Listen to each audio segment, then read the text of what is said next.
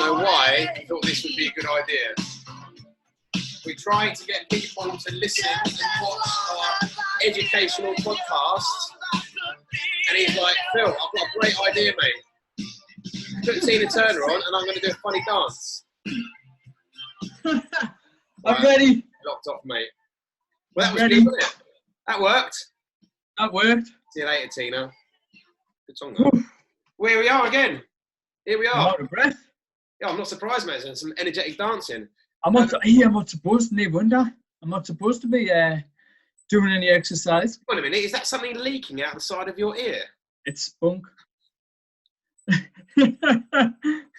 As an ear operation, a brand new eardrum fitted, and they say don't do any moving or dancing or whatever. And it starts doing that like something out of American Pie. Just quite frankly disgusting. I was supposed to get these out, wasn't I, today? Yeah, why they're still there? The phone was up and asked if I had coronavirus, and I said no. And then I also said, like, they just don't feel ready. I was trying to even have a shave today. So tender, like I was saying. And I said 7 days. She says, really, if they don't feel ready, they're probably not. And 7 days does sound early, so I've rebooked for Monday to get them out. So I've got the weekend not to get coronavirus, so then take the stitches out. What are you gonna do? What are your preventative measures?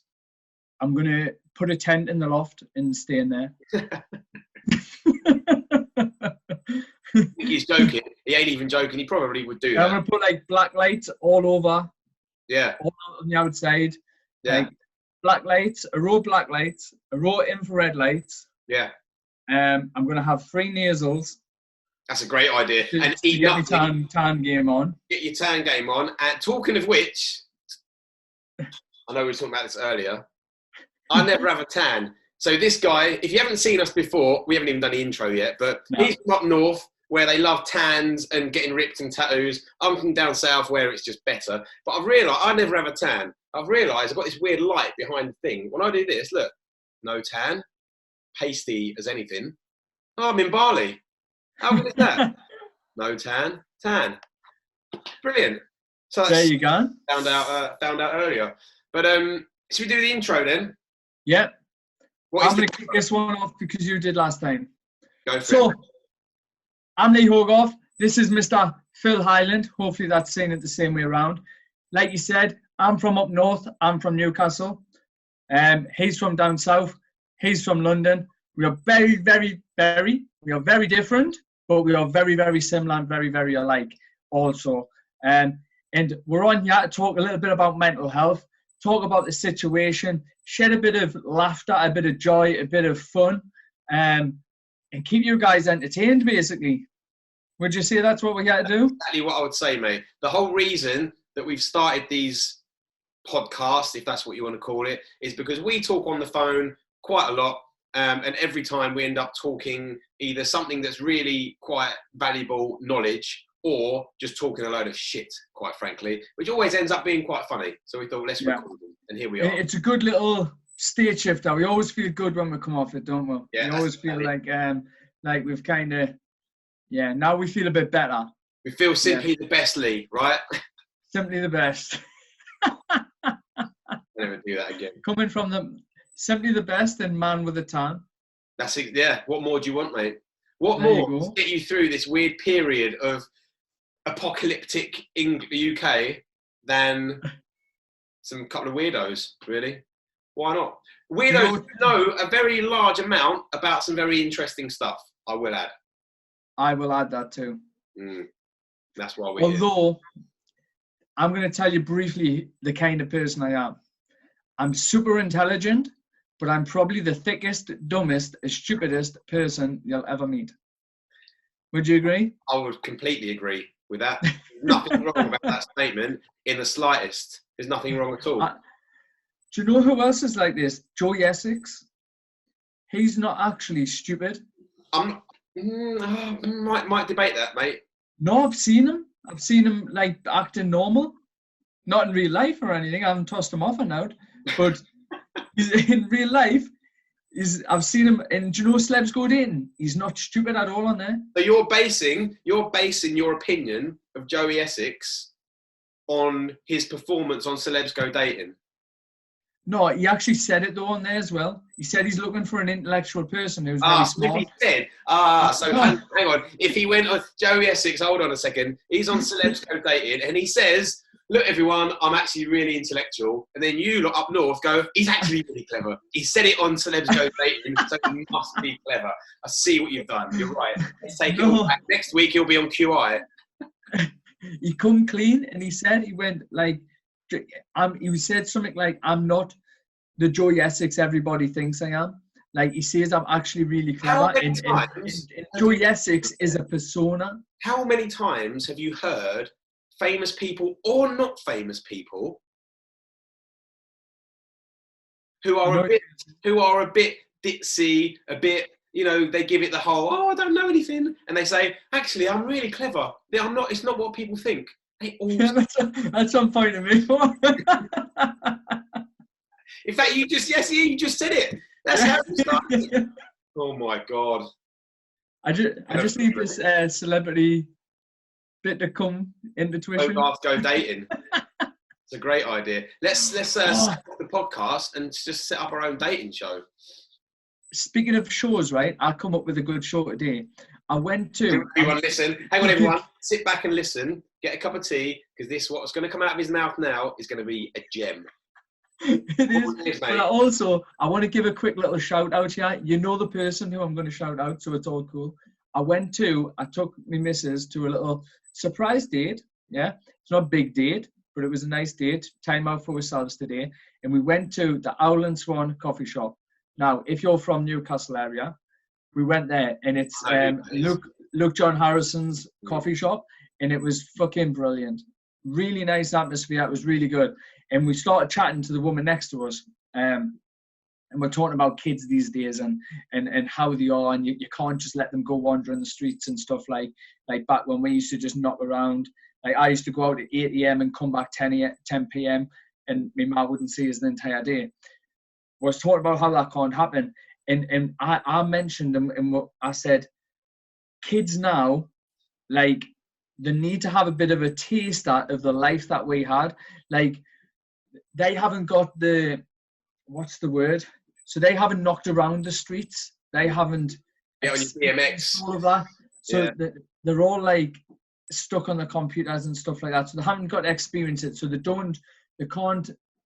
haven't got as much imagination. They haven't got as much creative memory or create shit. You know what I mean? They haven't got that. So what I said anyway was, we should have, do you know Bad Lads Army? Yeah. That old show. Yeah. Similar to that, but what we should have is get kids, naughty kids, and take them back in time. So up here we'll have a museum called Beamish. Have you heard of it? No. So Beamish Museum is basically a full town, right? And it's set in like 1940s, 30s, 40s, 20s, something like that. In Birmingham as well. They all walk around and they've got like hair nets on and pennies. They've got coal fire. The whole thing is exactly how it used to be. We should get a TV show where we get kids, put them back in time, and make them live how they used to have to live. Not how we live, but older. So like how our parents lived, where there was like your 12 brothers would all get in the same fucking bath. Do you know what I mean? Like sitting in front of a fire, coal fire, like doing all that shit. And I think that would be a good, just to show kids how well they've got it these days, and a good and like education for them. And what will happen is, like, the people who quit obviously are shite, and the people who stick it to the end are like they win something. You know what I mean? Yeah. Like a win piece of right into Channel 4. What would you call it? Yeah, I haven't thought that far ahead. Kids these days. I don't know. These days, coming to a channel near you. Something with Adrian. What would you call it? I don't know. I haven't thought that far ahead. I'd probably call it like, I don't know. I honestly don't know, if I'm honest. But I'm sure there's a good name out there. Right. Anyhow, that's that. So, what's going on then? Should we move on? Yeah, move on. Move on, Edge. It's a weird situation right now, isn't it? This is what we were talking about the other day. The whole situation, we can't really not talk about it. And I think this podcast, episode number 2, in case you haven't realised that already, is coming at you from the midst of this weird, apocalyptic, no one knows what's going on outside. The shops are bizarrely bare. No one's going into town. Everyone's leaving because of this whole virus that's kicking about. And it's gone nuts, mate, isn't it? It's gone nuts. I didn't notice. Didn't you? Because you've been in the loft. You want to get your eye, mate. Yeah. No, but do you know what I said to somebody today, actually? I put something on my story and somebody messaged back. And what I said to them was, all of this is all going on and everybody's living in the predicted future. Like, and we're on about news. I was like, if I want to know the news, I just leave my house and I'll get to find out the news. I'll get to find out the current state of affairs. I don't need to go on the news to say that the whole planet's on lockdown. If I go outside and there's no cunt there, everyone's on lockdown. Yeah. Like, do you know, you can just go about your own day and know what is occurring. Yeah. And I don't have to watch the news to know all of this shit. Do you not think that and this isn't bad, this isn't saying watching the news is bad or anything like that, we're not going to get into that debate, but what I think is that people spend too much time absorbing information from various BBC, Sky, CNN, all these news websites, right? And they get all these things, and what happens, you click on, there's a link there that takes you to another story, another link, and then basically it all ends in you're going to die. Do you know what I mean? Yeah. It's doom and gloom, most of the time. And I think people are just getting obsessed. Let's have another update. And all their energy, we've only got a limited amount of brain space. This is going a bit deep already, but let's go with it, right? You've only got a limited amount of brain space, haven't you? And attention that you can put on things. And if you're putting all of a large percentage of your attention and awareness and focus onto these websites that are filling you with just like, oh yeah, so many people have now died, it's spreading, we're all going to get it, stay inside your house. It's just your energy is going into this negativeness and you get more of it because what you put your energy into grows, right? I think it's actually right now, just thinking, just as we're rolling, just what thoughts are coming to my head is, I actually think it's turning into an addiction. For some people, I really do. So we have this social media addiction, and we have that depression. There's a title for it about this depression where everyone's on social media and all this stuff, like in technology and things. I actually think, right, here's my prediction for the future is there's actually going to be a medical termed depression based around the coronavirus. Do you know what I mean? Like, do you know what I mean? Yeah, definitely. Because the way it's heading, the way everybody, like you say, is utterly consumed by it. The amount of posts, the stuff that I go on, the stuff that I go on my Facebook, I look for positive shit, mate. I don't just jump on and scroll. I go into that search bar and I look for the things that I want to look for, right? So a lot of, if I do generally scroll, a lot of funny videos comes on, like music that I like topics that I like, adverts that are around stuff I like. But now, despite that, if I scroll, there might be one positive post and about 10 negative above and 10 negative below. And they're all about the coronavirus. Nuts, isn't it? Or people's situations. Nuts. I think, and we had this chat the other day, I know we did, I think that people should adopt this kind of, this little strategy when it comes to learning about it, right? Pick your favourite news channel, the way you like to get your info from, like say BBC News, for example. 3 times, what are you laughing at? UJ's News. Who? Pornhub News. That one you can go on as many times as you want, but you just might go blind. 9 in the morning, lunchtime, time at 7 o'clock at night. Give yourself 10, 15 minutes. Say, right, I'm going to go on, check the news 3 times a day, 10 minutes. Right, I've learned what's going on, just so you stay aware, and that's it. Yeah. You know what I mean? Do you know what it is? I actually think there's a time, though, isn't there a time where Boris Johnson every day or one of his men, his little apostles, is doing an update on the news. Oh, but maybe So there I is. would even just say, just find out the end of the day update so that you know what you're going into tomorrow. Yeah. I think so.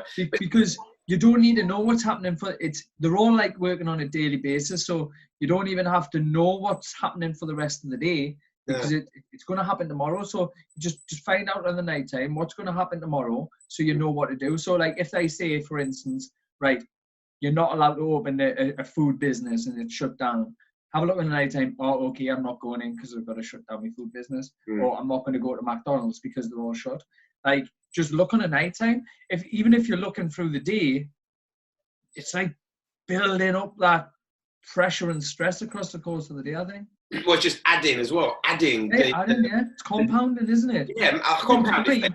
Tiny little thing. It's only a story. It's only a bad headline, but your brain is absorbing that, and that's one love, the little notch and the compound effect. They add up. By the time you go to bed, you're this fucking wreck of ball of just like worry and anxiousness and stressed outness. And when you're in that situation, everyone who's watching this will understand this. When you're stressed out, when you're feeling anxious, when you're feeling overwhelmed, you lose clarity. It's like you're swimming in a bog, and you can't make good decisions. Do you know what I mean? You lose sleep, which means your energy drops, and you start. And then all these other little shitty areas that aren't going quite maybe so right in your life, that normally are just a little molehill, all of a sudden become mountains. Yeah. Because you put yourself into this state that's very unresourceful, very unhandy. It's not a good place to be, and you've created it. It's a bit like you're creating your own nightmare, because half of it isn't even true anyway. No, you're living it like a lot of people are living in a dreamland. Yeah, and you said that at the beginning. People are living in the future. Yeah, it's all based on. It's not even true. Not even no. It hasn't even happened. It's not happened yet, and that's why these sort of stats like so and so million could die, or whatever it is. Don't quote me, right? So and so thing could die. Well, that's just a prediction.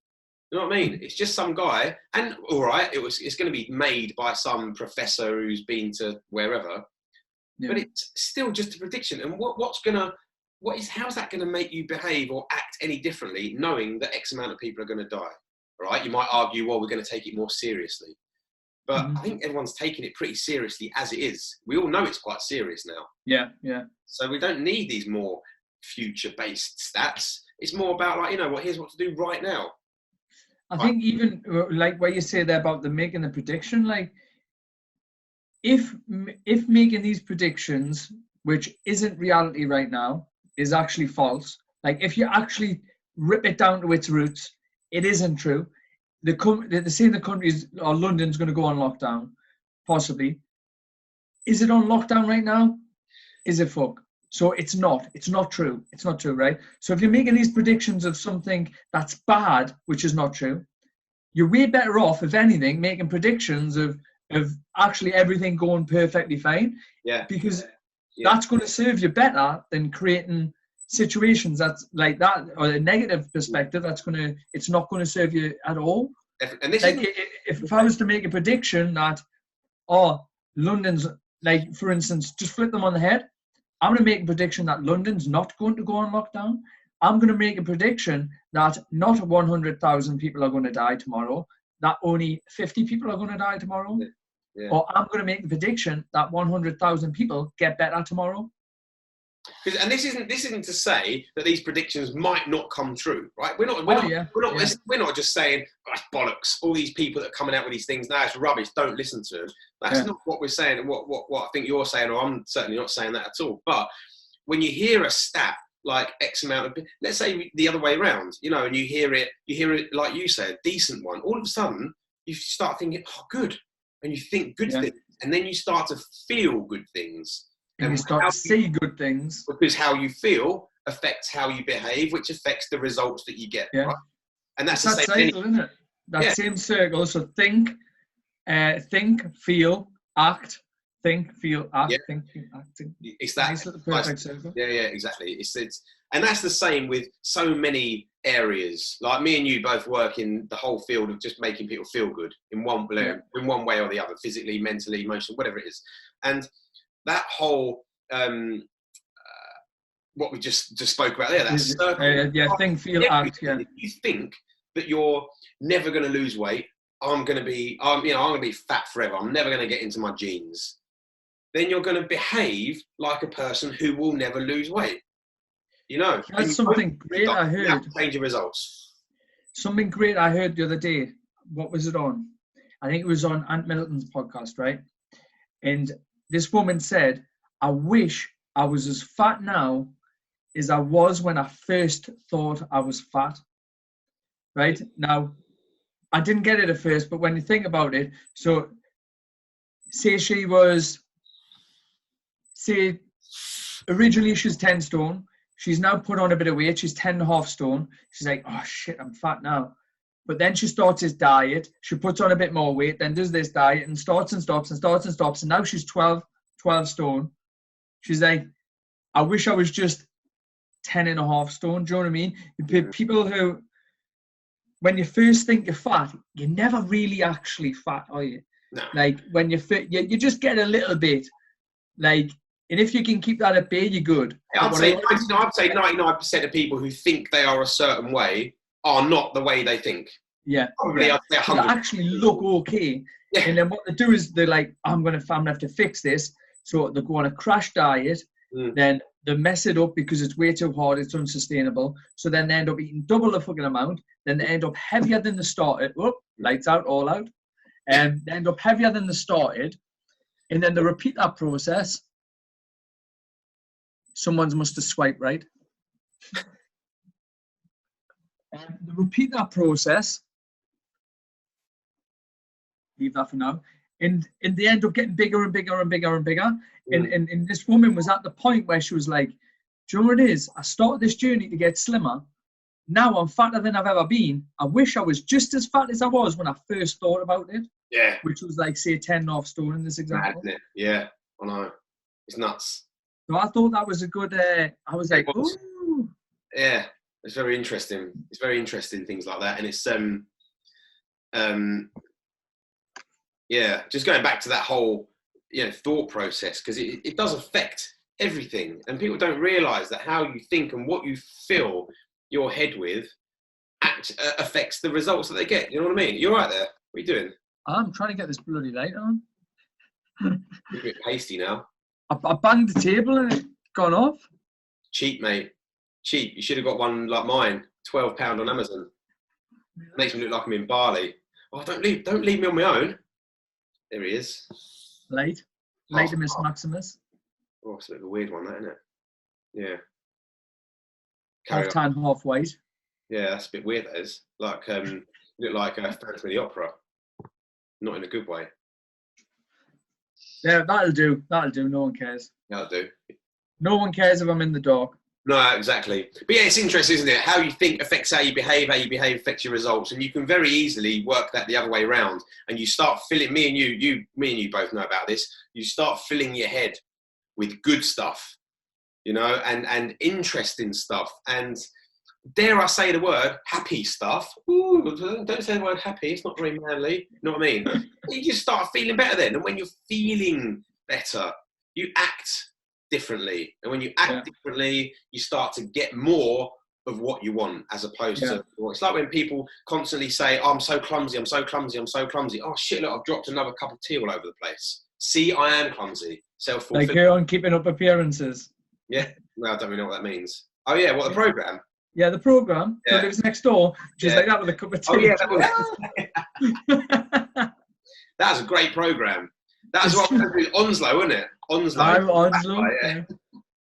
But that's the thing as well. And it's an example as well as like with the car situation. So you want a car, and all of a sudden you start seeing all those cars on the road. It works exactly the same as that. Like, I want a Discovery. Discoveries have always been driving around the road. Now I see a hell of a lot of them.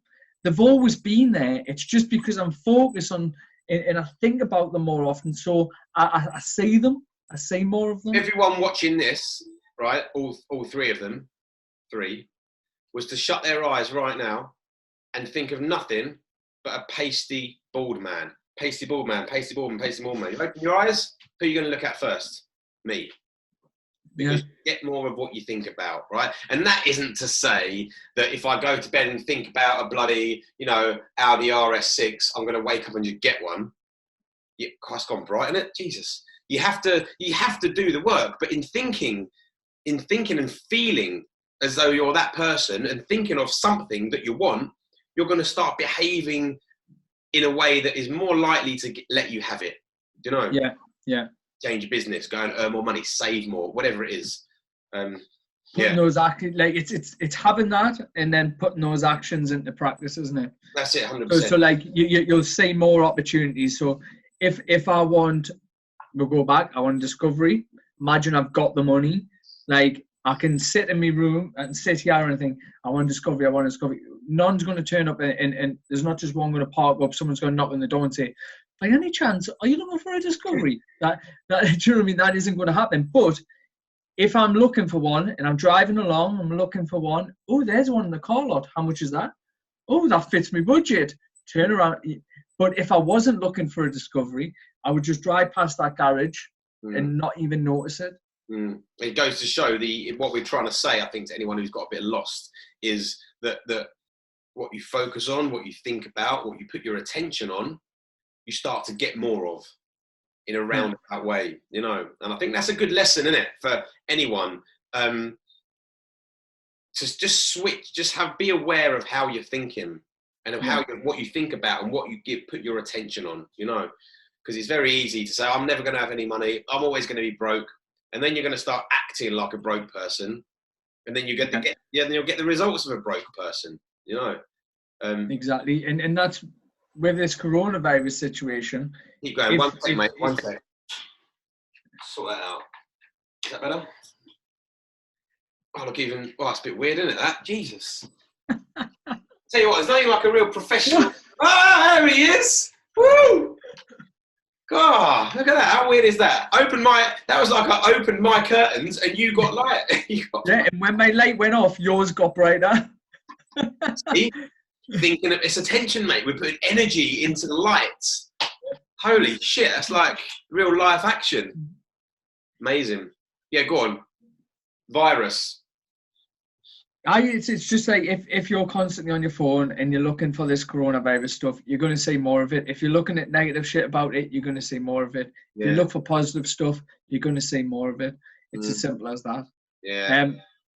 What's your thoughts on what's going to happen? What do you think is going to happen in the future for where we're at now? What do you think is going to happen? I think I can't tell what's going to happen with the actual virus and spreading. I haven't got a clue about that, if I'm completely honest. But what I do think is going to happen is there's going to be a hell of a lot of positives that are going to come out of this. A hell of a lot of positives. I think right now it's very easy for people to think, I've got no money, finances, losing my job, this, that, and the other. We both run a business, right? And it is tough.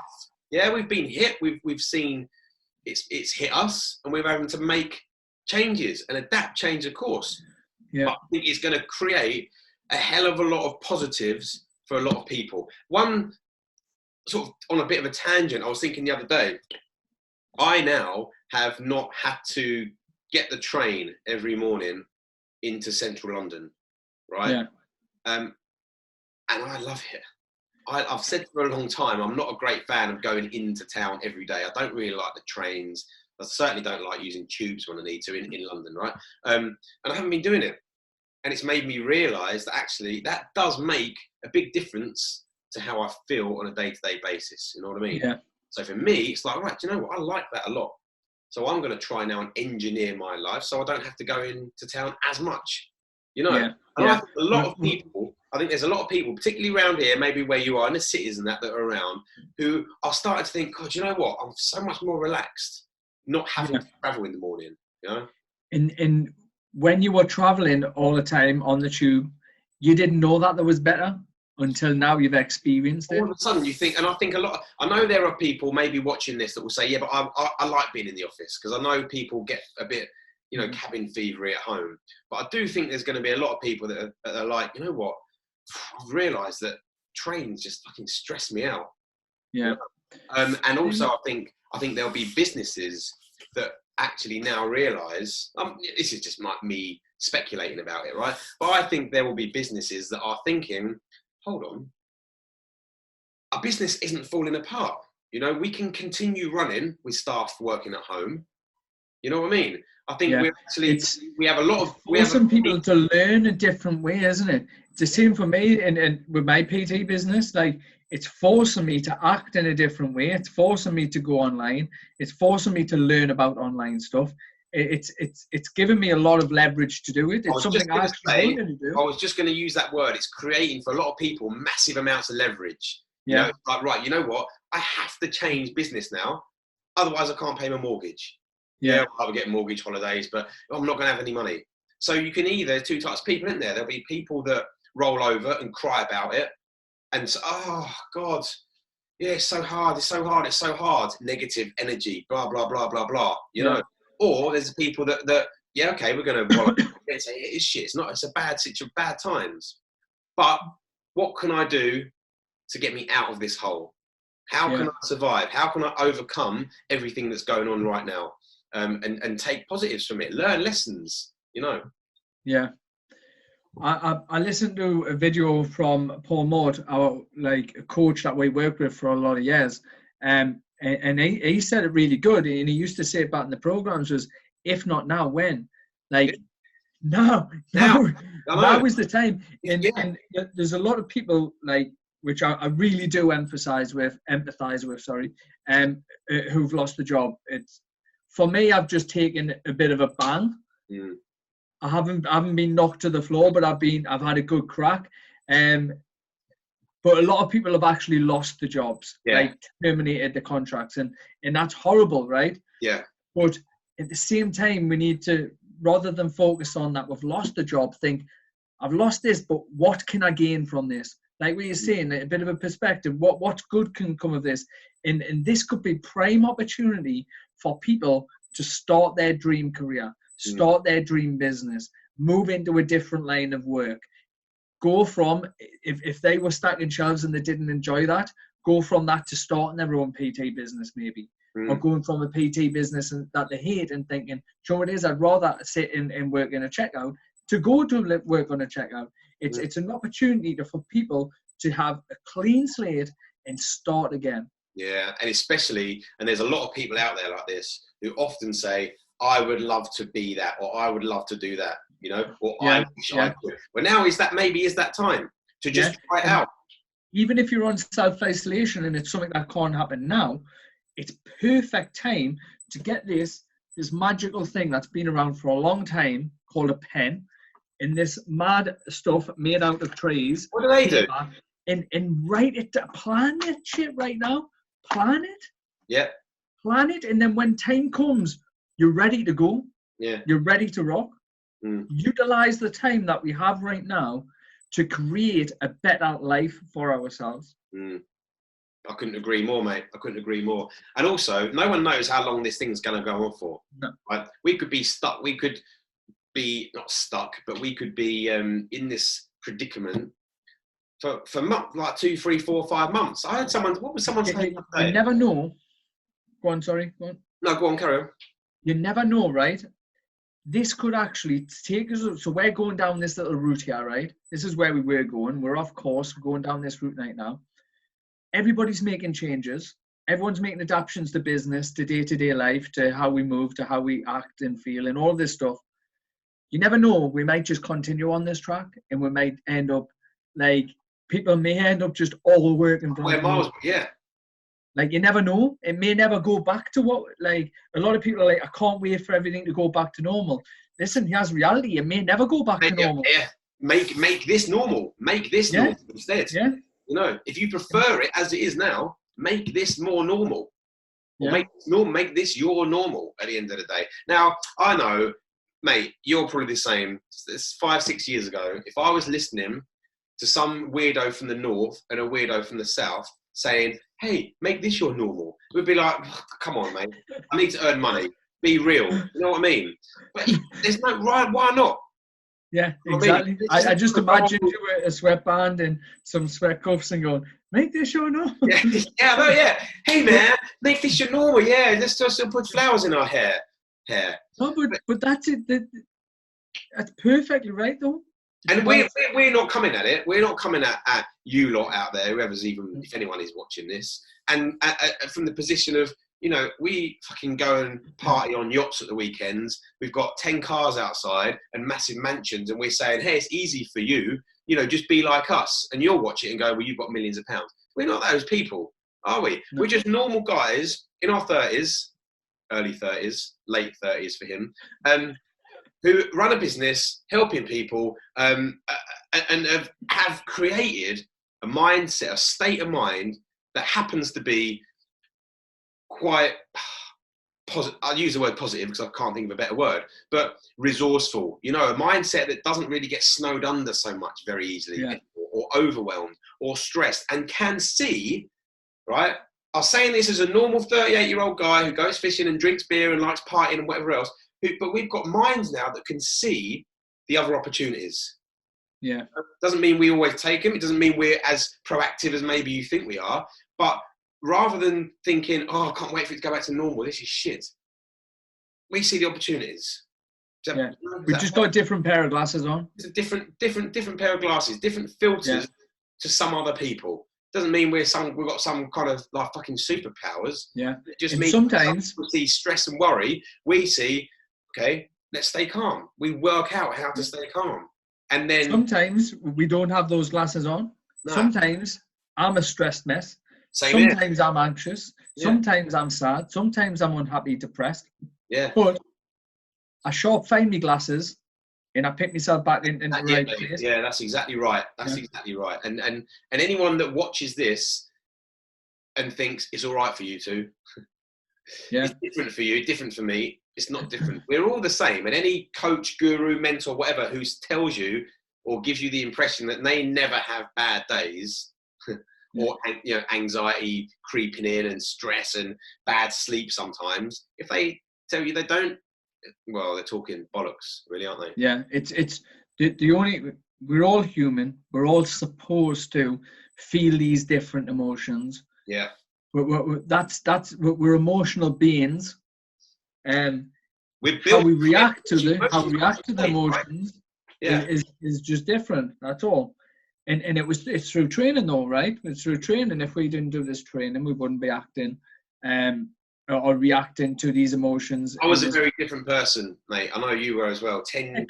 Give everyone a brief insight to Phil 5 years ago. Yeah, so 5 years. We'll go back a little bit further, maybe 8 years ago. Late 20s, early 30s, and even before then. So this is leading up to then. Didn't have much self-confidence. I felt the feelings of anxiety quite a lot. So I was a bit of a worrier. I had this massive inferiority complex. I'm only like 5'6". So because I'm quite short, I actually am small. Sorry. Are you laughing then? Who told you? I mean, your missus told me the other day that you thought you're 5'9". No. There's 5'7". no way you're 5'9". I'm 5'7". Anyway, so I had this real inferiority. You're definitely not 5'6".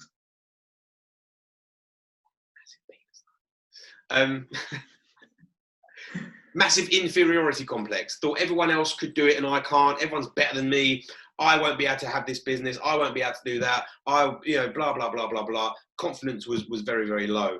And the main reason for that, looking back now, was because I didn't really know where I was going. You know, back in the day, and this is going back a long time now. Went travelling, did uni, did all of that. I'm going off on one now, but you've asked the questions. I'm going to carry on. Keep going, bro. I'm listening. All of that. I came back to this country after this travelling brilliant adventure, which was great. Didn't have a job, and I didn't have any idea what I wanted to do. You know, like no idea whatsoever. So I did a few crappy jobs that were just I couldn't do. It's horrible. And then one day, just decided I'm going to work in a gym. So I did level 2 and all that. And then from that point on, this was early 20s. This is a long time ago. But from that point, things started to get a bit better. Because I was like, right, I'm in the gym. Great job, brilliant job. I loved it. Only a gym instructor, low pay. But I loved it, messing around with everyone. And, you know, it was good fun. But then it starts to go like this, doesn't it? Then I start PTing. Did this. It was good for a bit. And then life creeps in, doesn't it? You know, you break up with girlfriends. Your rent goes up, or you crash a car, whatever it is. And it's these events that would send me under quite bad, and I would start cause the dips. Yeah, but I couldn't handle them. Do you know how you say you find your glasses and you put the filter on pretty quickly? My filter was just like, everyone's laughing at me, everyone's judging me. I can't do it. I can't do it. I've not got enough money. I should be somewhere else in my life by now.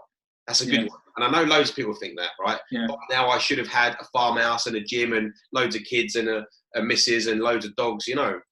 But then got into the world of, such for hippies, self-help and changing the way you think, you know, and, you know, started meditating, started journaling, got involved with some quality coaches. That's how we met. And then when these blips happen, you get under it a bit, don't you? But actually very quickly, I can now put the filter on and see them differently. See them as an opportunity, see them as lessons, see them as, you know what, that's what's happened. This is where I'm at right now in life. That's all that matters. And now let's have a bit of a plan. What can I do next to overcome it?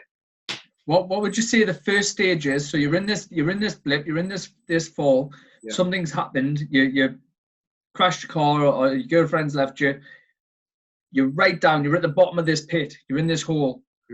What would you say the first thing that you need to do is to get out of that hole? Me and you may have different ideas on this, but I think first of all, and this isn't right in that situation, you crashed your car, you can't really do this, but I think first of all, definitely exercise, start exercising and get a routine, okay? I think have a routine with your day. What about mentally? Mindset-wise, what's the first mindset shift that you think you'd have to make? I would teach myself, I would teach anyone that you can control how you feel at any point. I think you are in control of your emotions and how you feel, right? I think everyone should start meditating. I think everyone should journal. You look like you've got a very different answer, or you're waiting for me to give you an answer. No, I'm listening. I'm listening. I do have a different answer, but I'm listening. I want to hear your answer. Yes. Okay. So first of all, if we let's say you're you're sat at home and you're in the grip of anxiety's just gripped you, and all you're doing, you've got that churning cement mixer of a stomach. You're feeling a bit shaky, and you've got no fucking idea why, and you're saying to yourself, "Why do I feel like this?" The first thing I would do then is change my physical state, right? I would do some exercise, 100%. And something that I still do it now. I just do 100 press-ups as quick as I can, right? Yeah. Not all in one go. I have to break them up.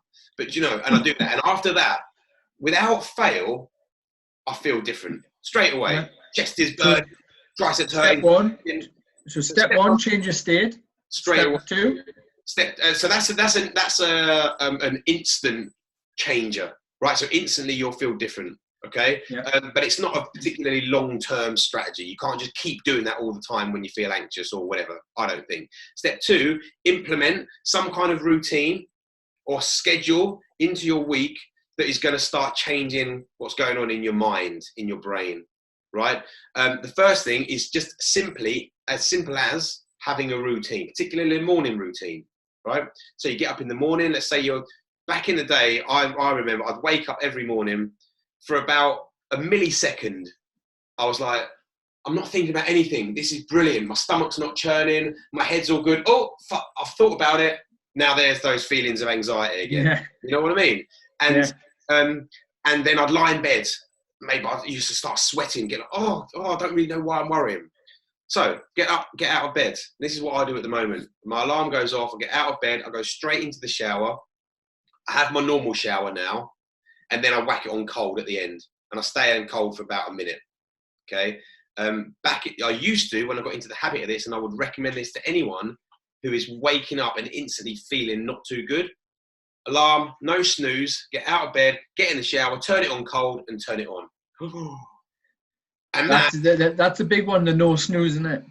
Yeah, get straight out of bed. Because here's the thing as well, man, this is something I learned ages ago, is if you say to yourself, before you go to bed, right, I'm going to get up at 6:30.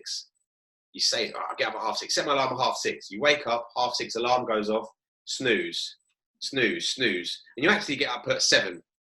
Straight away, you've kind of failed. You know what I mean? Yeah. You made a commitment to yourself the night before, and the first thing you've done in the morning is fail on something you said you were going to do. Yeah. That may not seem a lot, but like we said earlier, the compound effect. So you fail that. Excuse me. That's a fail. Coronavirus. So that's a fail. Then you dawdle and you're late for the train. So you run and you get on the train, but you're knackered. There's another mini fail, right? You get into work late, another little fail. You've done something else. You've dropped your tea down yet, another fail, and they all add up. And it's that where you get that attitude of, oh, it's just one thing after another today. And you become that person that says, yeah. it's just one thing after another. Oh, today's going to be a really bad day. How do you know that? Well, have a bad start to the morning. Well, it's going to be bad now because you're telling yourself that. Thoughts, behaviour, results, you know. So routine, morning routine, I think is kind of essential, really. So we've got step 1 is change your state. Yeah. Step 2, routine. Create a routine. Step 3. And that routine has to involve, so if we think about a weekly routine, it has to involve exercise. And if in my personal opinion, that exercise has to involve lifting weights to some degree. I'm not saying need to turn into He-Man, but physical strength equals mental strength, right? Yeah. Without fail, I defy anyone to leave the gym after pushing some weights out. And again, this isn't saying you've got to get massive to feel good in your head at all. But I defy anyone to leave the gym after a decent, getting your pump on, right? And not feel good, not feel upright, not feel more confident. Do you know what I mean? Yeah. Agree with that?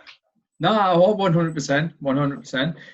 It's hard because every time you're pushing something and doing, like, say you make a lift that you didn't think you could lift, it's bang, it's a win.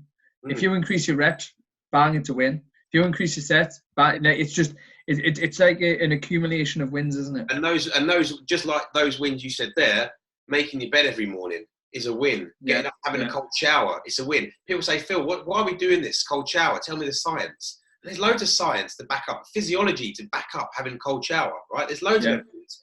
But aside from all of that, you've done something good for yourself in the morning. Which puts you in an uncomfortable what's the word? Uncomfortable position, you know what I mean? Yeah. It gives you some discomfort that you're overcoming instantly. In your brain's like, hold on a second. I'm done something that's uncomfortable, but I breathe, and we're getting into it, and we could go off on a tangent, couldn't we, about the cold stuff, but you're in the shower straight away, you're like shaking like a shitting dog, but then all of a sudden you start breathing. You bring it under control, and you've brought an uncomfortable position into a comfortable one. And over time, it really isn't your life. Yeah. And over time, you get more comfortable being uncomfortable. So then all the weird things in real life, job interview, you got dumped, you crashed the car, uncomfortable situations, you can handle better. And this isn't to say just have a cold shower every day and life is going to be bloody rosy, but it's another tool to add into the armory. Yeah, 100%. Well, I used the cold shower thing I was doing an abseil on Middlesbrough Transporter Bridge, and I was pulling my pants because I'd done it backwards, but I was doing it forwards, face first, looking at the ground, so I'd like fall forwards, and I was like predicting that if I'm coming down, I'm going to start panicking. And I was like, what does panicking feel like? Your heart's pounding, cold sweats, you can't really escape it that well. Like, that adrenaline starts pumping around your body, your senses are heightened. And I thought, how can I practice in that? And that's why I started cold showers, because that cold hits you, your heart starts pounding, your hands start going funny, your awareness goes wild. And then if you can calm it within the shower, that meant, for me, when I was up there, if I was to experience those emotions, I would calm them the same way, and I'd be fine. So what you're saying there, mate, is basically you created a simulated experience that would reenact one that happens in real life. Do you know what I think is good as well for that? So people who suffer, and I'm not saying this as in this is going to cause panic attacks, but panic attacks, right? I think looking back, have these mild panic attacks on public transport when I was younger, really, really weird. But I think something that can, when you're in that state, slightly panicking. Right, with me, it was like being in an enclosed tube train, right, or tube. I start sweating, heart rate goes up, breathing rate goes up, and you're looking for the way out, right? Yeah. Something that I think, with the knowledge I've got now, right, after all these years of training and learning, whatever, that could really help people with that who suffer from panic attacks is Bikram yoga, right? Now, I know that sounds really, really weird, and this is nothing to do with the stretching, but for me, I'm used to not be particularly good in hot places, right, where I can't get out and there's no pool or there's no air. So you're not designed for it, Phil. No, mate. You weren't made for hot environments. You're right, mate. Pasty ginger men weren't. You're right. Bold. You call him ginger man. There's nothing ginger about me. There's a little bit in here, tint. It's fucking ginger. Stop saying that. No, there's nothing wrong with them unless you put them in the sun. Then they're going to get burned. Anyway, I'm not ginger. So anyway, what was I saying? Bikram. But when I go in there, right, it's an hour and 90 minutes long. 90 minutes, which is a long time. Stretching, which I'm particularly crap at anyway, so it's hard. And seriously roasting hot for a pasty blonde guy. But you can't leave. So I remember when I've been quite a few times now, but when I first started, I was like, holy shit, this is so hot. I've only been here 20 minutes. How am I going to last this? But it forces me to then have to control my temperature, to breathe through it. And I was using the skills I've got. I've meditated for a couple of years now. I know you're the same. Yeah. And I use the skills that I've got to just calm myself. And if I can learn, let's look what happens in Bikram. You sweat loads, you get really, really hot, and I start to panic a little bit. Exactly the same as the heat in an enclosed space. Does the heat get hotter? Does it actually get hotter?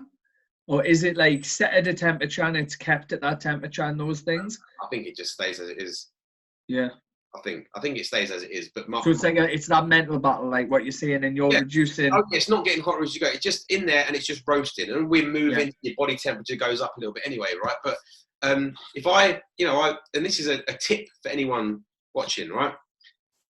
If you can learn to control how you feel in a simulated environment like that, then that is a transferable skill that you will be able to use in any environment, you know? Yeah. So if I can control my temperature and sweating and that feeling that I want to panic, and I practice it, because it's practicing. These skills are just learned, right? It's how confidence is built as well, isn't it?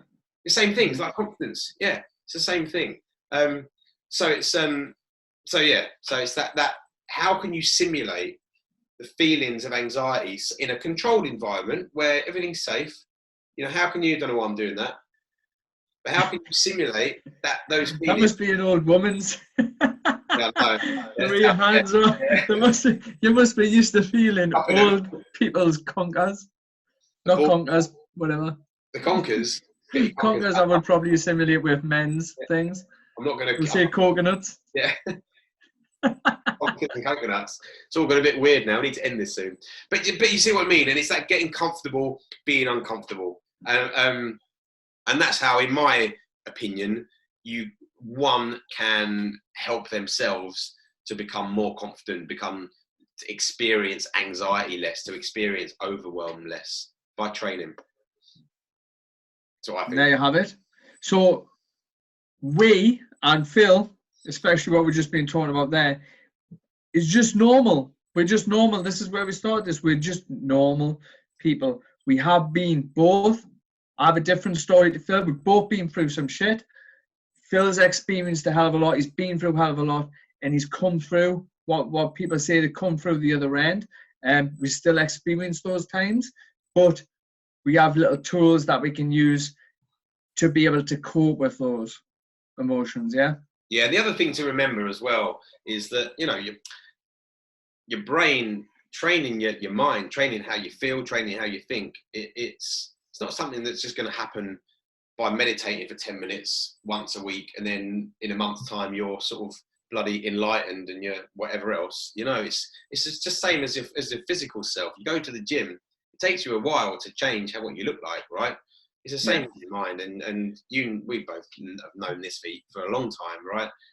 You got to continue. You got to be consistent. You got to train your mind, man, and it's trainable. It's malleable. It can be changed. But a lot of people don't see that. I think a lot of people think, no, that's the way it is now. Yeah. It's my genetics. I'll always be anxious. I'll always have no confidence. I'll always feel inferior or whatever, and I'll never change. And that's not a good way to be thinking. I don't think it's that fixed in growth mindset thing, isn't it? Yeah. I think it's something that needs to be experienced. So, and it comes from them routines like you were talking about earlier. Mm-hmm. So doing those routines, doing those wins and stacking up those wins, being aware of those wins, and it actually shows you that you can do things and get a different result of what you thought. Yeah. And then that repetitively happens over like a period of time, and then that gives you clear evidence and facts that you can essentially really do whatever you want to do when you do actually put your mind to it. Yeah, and that's not sounding like someone who's saying, "Hey, just be what you want, man," or trying to, live with your head in the clouds. It's kind of real talk, isn't it? Yeah. The one more thing I'll add is to, and I know you're a fan of this as well. Read Stoic philosophy, and people are going to be like, "What philosophy?" Daily Stoic. It's a great book. Yeah. Read it. Oh, amazing. I actually have to. There it is. Yeah. Get that book. And talk about having it to hand. Yeah, there it is. It's in his hand. Get that book. Will I read today's? Yeah, read today's out. I'm a really bad out loud reader. Right, everyone. Once again, get the tea on and let's have a listen.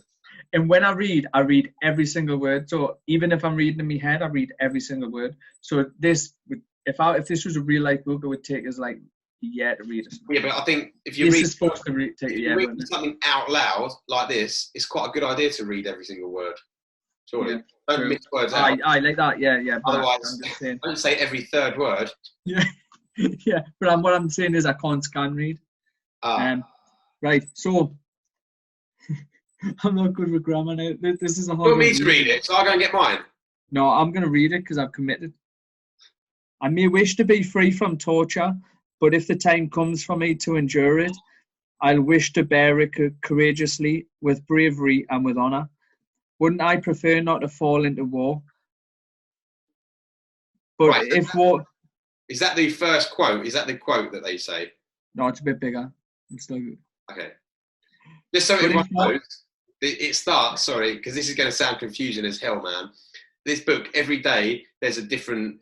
one page of philosophy to read. Okay, so they start off with a quote from a famous philosopher, from Greek philosopher, from back, and then explain it, and then they explain it in normal to understand us language. So bear with him. So this is the quote.